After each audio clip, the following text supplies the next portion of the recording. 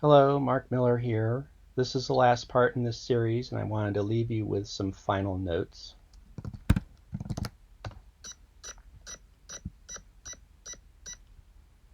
The first one is that you may have noticed from my examples that Forth takes input differently depending on a word's position relative to the input it's taking. Reading Forth code from left to right, I put values on the stack before I invoke the word that uses them.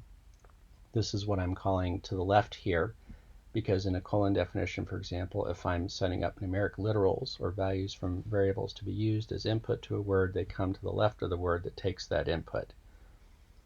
If a word takes input from its right, that input always comes as a string through the terminal input buffer, or TIB. Just like there are words that use the stack, there are words that access the TIB, like the create word, the word, or number, or text.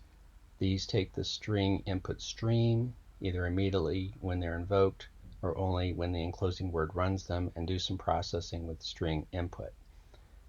This is part of what you'll need to know in order to mold Forth to what you need, because it makes sense to put your operators and operands in certain orientations to each other, and if you understand how Forth processes input, you can leverage that to make that happen.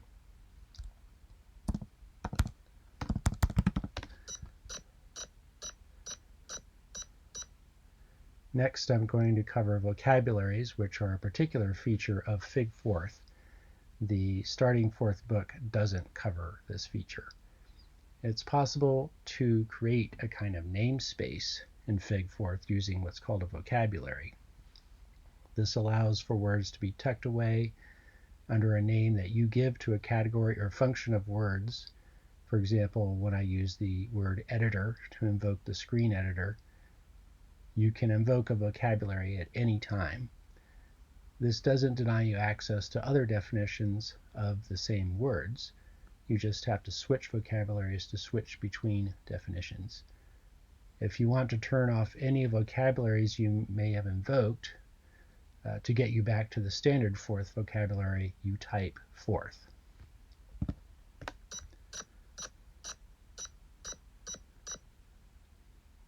I created a new form of while loop in the last video, but maybe we still want access to the standard form of it. We can have the best of both worlds. We can define our new form of while loop, perhaps with some other custom constructs inside a vocabulary I'll call controls. And when I want that form of while loop, I can just invoke that vocabulary. If I want the standard form of while loop, I can get back to it by typing Forth. I talked in my last video about using aliases to set up the new while loop. I'm showing how to take that approach here.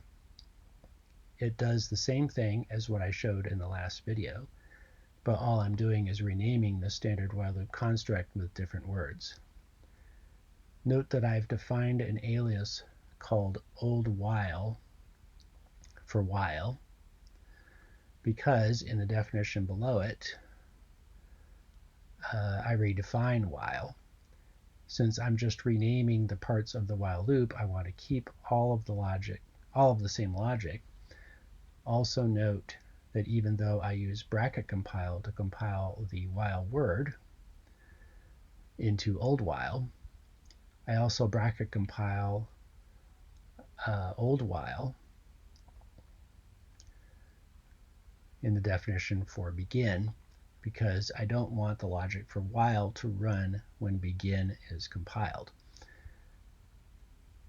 I feel like I should say that the source code I showed for my custom while loop in the last video wasn't actually mine, because like here, all I did was use different words for the same actions. I talked about it as if I wrote that code because it was easier to talk about my intentions while showing how the loop setup really works. The actual source code for it may have been written by William Ragsdale, who published the standard 6502 version of figForth. To demonstrate this new form of while loop, I will do the following. Node.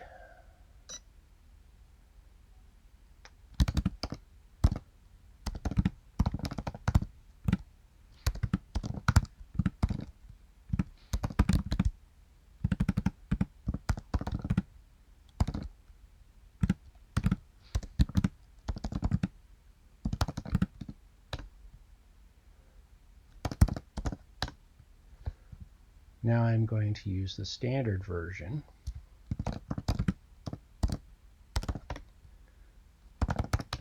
Oops. Forth.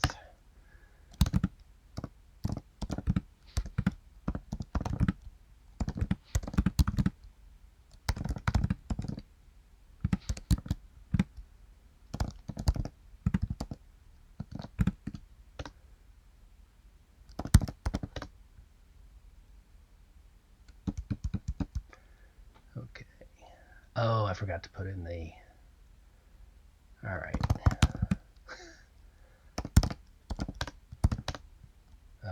Yeah. Okay. Let's try that again.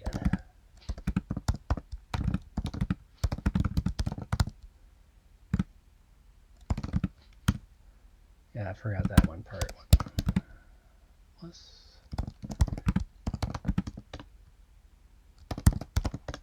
There you go. I want to give some more examples of what Forth can do. I'm not going to be showing any source code. Just giving you a feel for what's possible in APX Forth. If you'll excuse me for a moment, I need to switch disks here.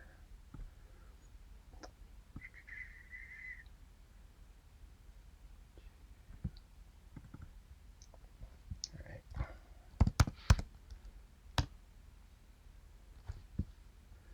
The first one I'm going to show is an exercise from the Starting Forth book that has you create a word definition called plural that can take any word's address and create a new definition for you that you name. This new definition will contain a loop where plural inserts the given word's address such that you can now repeat the word any number of times you want. So you can pluralize any word.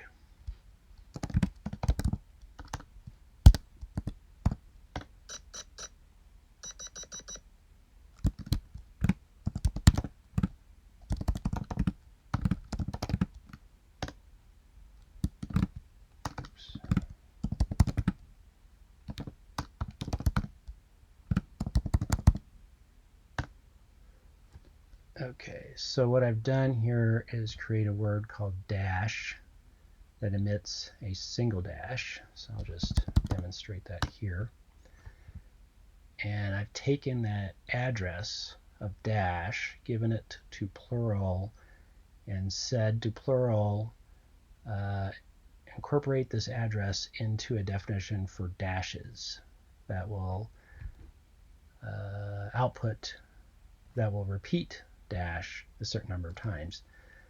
So now I can say dash 24 dashes.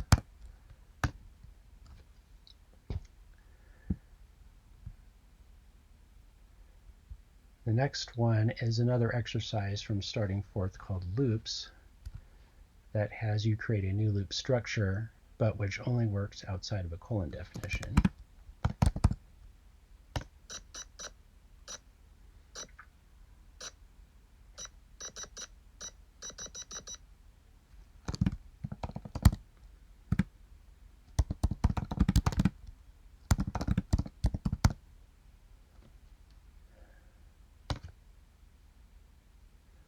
So what loops does is it takes any code that comes after it and repeats it the number of times I tell it.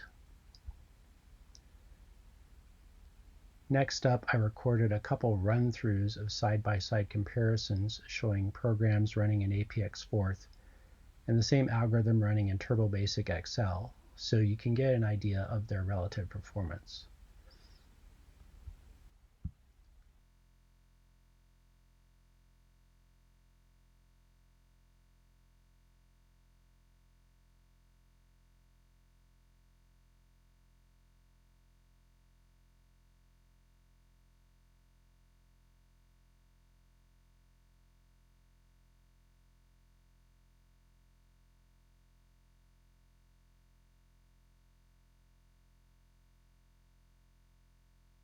Point.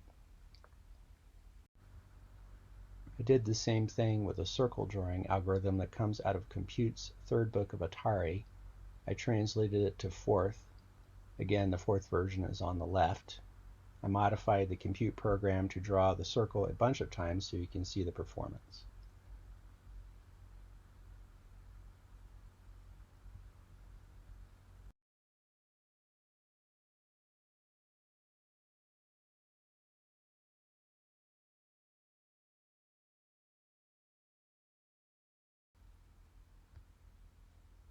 I'm going to end this series with a couple final screens. These are, let me get here.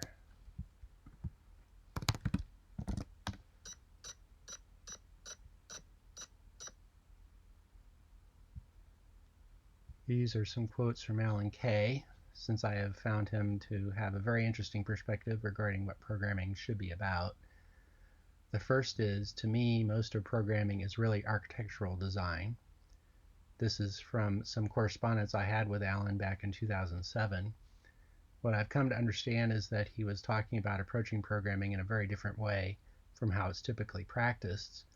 It's the idea that you set up programming structures, also known as architecture, in your programming environment, and that's 90% of the real job of programming. The other 10% should be expressing particularities about the problem you're addressing using the architecture. The next one is, I grew up with macro systems in the early 60s, and you have to do a lot of work to make them work for you. Otherwise, they kill you. This is from a 2004 interview. He was addressing this comment to a discussion about the C++ programming language from the standpoint that it's a macro processor over the C language, which is how Strustrip originally meant it to be used. Alan was saying that as such, you need to do a lot of preliminary work in the language, subclassing basic things in the runtime to customize their behavior before doing anything serious in it. That isn't how it's been used for the most part, but that was the idea for what it was worth. I thought what he expressed here is very relevant to Forth because it is a macro language, and I have seen how if you don't customize it to what you need, it can make life pretty difficult. So it behooves Forth programmers to do the preliminary work to set up the programming structures they need before they do anything serious with it.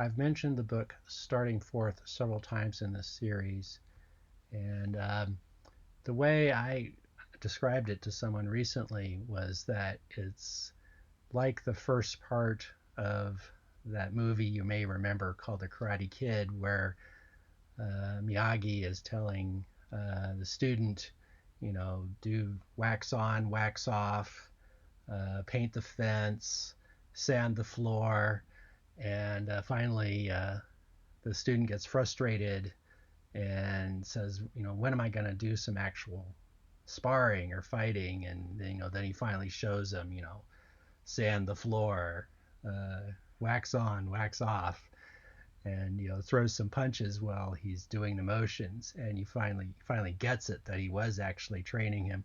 And that's what Starting Forth kind of feels like, that you can feel frustrated going through the exercises because you feel like you're just doing some make work stuff, and you want to do some real programming, and but once you get into other material besides Starting Forth, you start to realize like, oh yeah, this was showing me the rudiments of what I need to get real work done.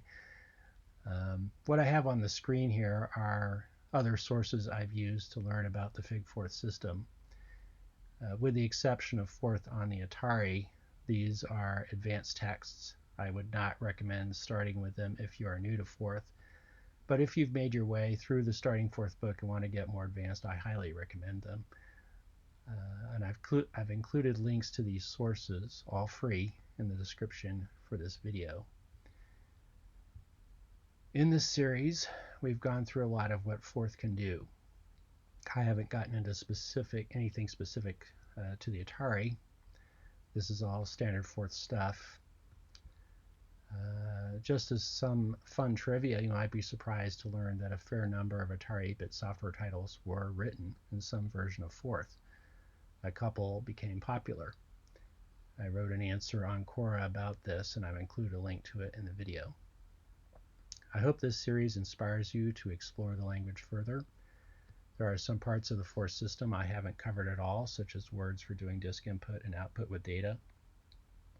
I haven't covered some other libraries that are included with APX Forth, such as sound and bitmap graphics, though I showed a little bit of that in this video. Forth represents a different philosophy toward programming from what you typically see. Part of the idea is you build up useful meanings and then use those meanings for the practical goals you have. If you don't like the way Forth does things, you can change it to what suits you. It's an interactive toolbox. Have fun with it.